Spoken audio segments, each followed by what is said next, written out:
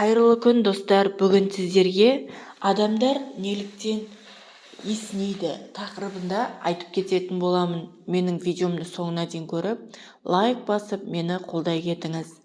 Сіз байқадыңыз ба, жаныңызда әлдекім есінеген уақытта бірден жауап ретінде есінегіңіз келеді. Ол есінеудің ерекше жағымды сипатына байланысты емес. Шындығына келгенде, біз оны бейсаналы түрде жасаймыз. Себебі миымыз есінеуді қалайтын жұқпаға қарсы тұра алмайды. Осы ретте қанша жыл бойы есінеу феноменін зерттеп келе жатқан ғалымдар осылай дейді. Зерттеу жұмысына сәйкес, біз адамдарға фотосуреттен не видео жазбадан есінеген адам түрін көргенде, олар да бейсаналы түрде сол әрекетті қайталап жатады.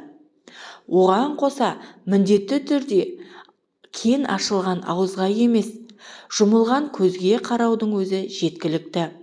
Егер сіз осы видеоны көріп отырсаңыз, және осы видеоны көріп отырып есінесеңіз, демек есінеуді өз бойыңызда бейнеледіңіз. Ғалымдар есінеудің жұқпалылығына бөтен адамның сезімі мен көңіл күйін бөлісу сезімі, эмпатиямен байланыстырады.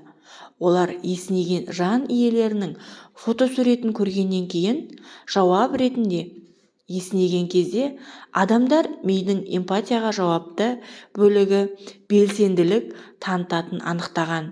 Яғни біз есінеген адамға жанымыз ашып, бірден басына түскен ауыртпалықты бөлісуге тырысамыз. Есінеу 4 жастан асқанда жұқпалы сипат алады. Бұл феноменнің өзін шаршау, зерігу, не оттегі жетіспеуімен түсіндіреді. Сонымен қатар 20 градус температура шамасында жиі есінейді екенбіз. Ол біздің күнделікті жұмыс жасайтын кеңсеміз немесе бөлме температураға сәйкес. Осы видеоны көріп отырсаңыз, сіз күніне қанша рет есінейсіз? Санап көріңіз және міндетті түрде комментарияға жаза кетіңіз.